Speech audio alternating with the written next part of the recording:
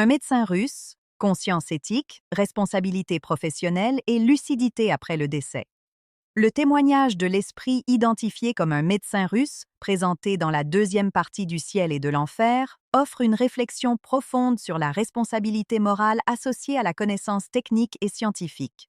Son récit montre que la vie spirituelle n'évalue pas seulement les intentions génériques, mais considère avec attention comment le savoir a été utilisé et quels impacts il a produits sur les autres. Le médecin russe se manifeste avec une pleine lucidité intellectuelle, maintenant mémoire, raisonnement et conscience de son identité. Cependant, son état spirituel révèle une inquiétude morale. Il reconnaît que, bien qu'il ait exercé la médecine avec compétences techniques, il a échoué dans des aspects éthiques fondamentaux, que ce soit par fierté intellectuelle, froideur émotionnelle ou négligence envers la souffrance humaine. Cette reconnaissance est centrale pour comprendre sa condition spirituelle. La psychologie profonde moderne aide à éclaircir cet état. Des professionnels hautement qualifiés peuvent développer des mécanismes de distanciation émotionnelle comme forme d'autoprotection. Lorsque cette distanciation se transforme en indifférence morale, une dissociation entre connaissance et empathie se crée. Après le décès, lorsque les défenses psychiques se dissolvent, la conscience commence à percevoir plus clairement ses incohérences internes. Le spiritisme enseigne que la souffrance vécue par cet esprit n'est pas une punition externe, mais une conséquence naturelle de la lucidité amplifiée. En prenant conscience de l'impact réel de ses attitudes et omissions, la conscience entre en conflit avec des valeurs morales qu'elle reconnaît désormais avec plus de clarté. Ce conflit génère une souffrance éducative, non une condamnation définitive. La science moderne renforce cette logique en montrant que le développement humain sain exige une intégration entre la cognition et l'éthique. La connaissance sans responsabilité peut engendrer des déséquilibres profonds.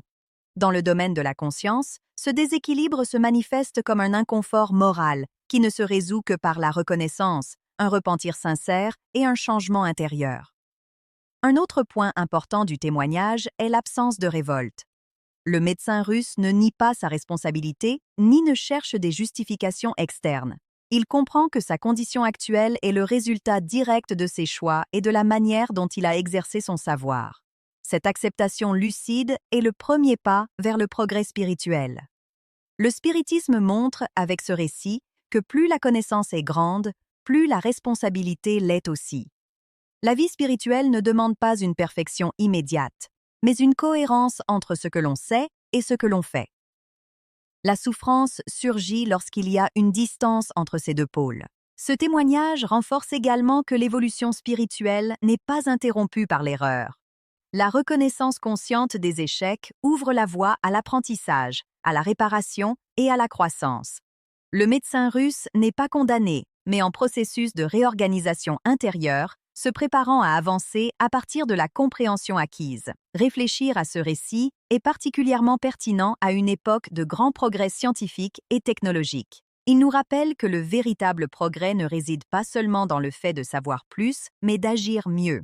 La connaissance alliée à l'empathie et à l'éthique construit une conscience plus équilibrée, tant dans la vie présente que dans la future.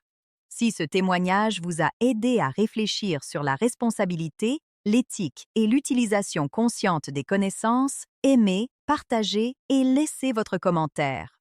Votre participation aide ce message à atteindre plus de personnes.